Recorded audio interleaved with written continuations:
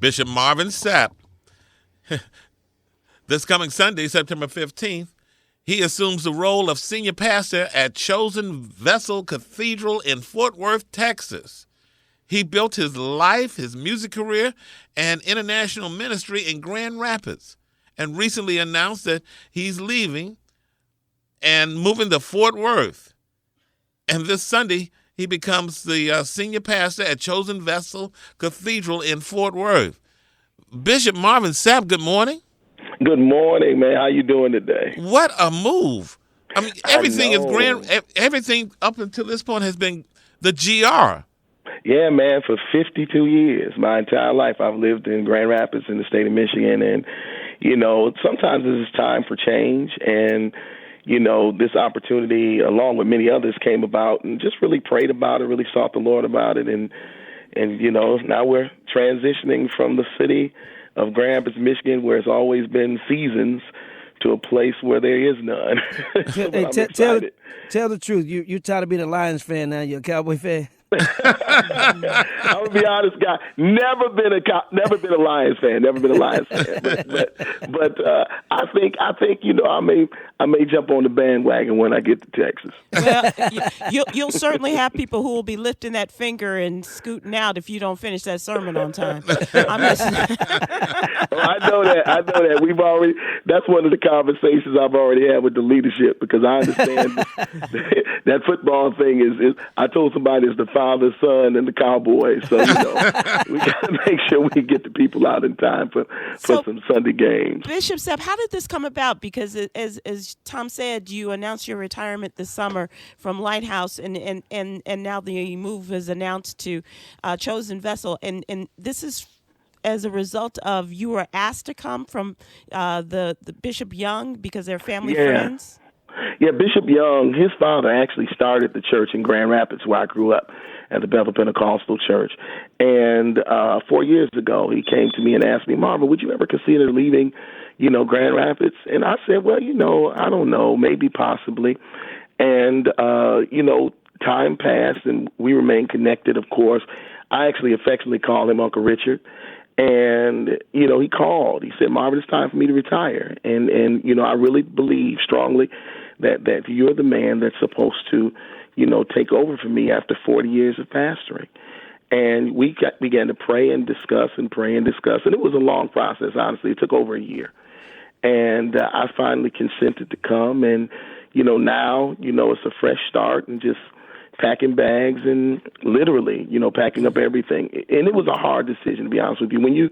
When you've started something, and I've been here for 15, almost 16 years pastoring the church that I started, it's very difficult to leave, because I love the people. I've invested in the people. I've watched them grow. But you do have to know when seasons change, and you got to be open to that. And I think that's where God had me. He had me just in a place where I needed to just shift and transition and really just let me know that it was time to go. So what did your congregation say? Oh, my God. I mean, it was that hard, was the first thing they said. Oh, my God. Yeah, that's exactly what they said, It was hard, and it was hard for me. It's hard for me, because, again, I'm very invested in this city. I'm very invested yes, you here are. in Grand Rapids. And it was more than one church, right? Yeah, it was multiple churches and, just in multiple cities, actually. But, one thing I thank God for with Lighthouse is that even though, they expressed they're disappointed, I love the fact that they also showed me, even on yesterday, that they really support what God is doing in my life and really celebrating it. And even tonight, we're having a big banquet downtown in our city, and, all of the members and stuff, they're going to be coming, and it's just going to be an amazing moment. Who's going to take your place? Oh, at this particular point in time, we have some individuals that our committee is looking at, and we're going to make sure we make the announcement of our brand new pastor on our anniversary Sunday, which is in October. And when you take over, you said the installation is not till later this fall, but your first sermon will be this Sunday?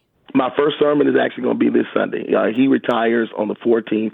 They're having a wonderful banquet for him downtown Fort Worth, Texas, Chosen Vessel. And I mean, they've done extremely well as it pertains to Bishop Richard Young. And so the Sunday, the 15th, is my first actual service, and then I'll be there. What's your topic? So. How about them Cowboys? What will you say to the folks on Sunday morning? Yeah, that's a safe one. But I'm gonna keep that a secret. But hopefully everybody, as many as possible, come out and be with us, and we'll have a great time just lifting up the name of Jesus. I'm gonna be doing what I do, sing and preach, and it's gonna be a great time. And what about your singing career? Will you continue that here?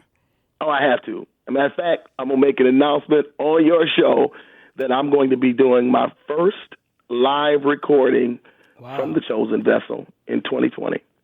Your first? You never done it live?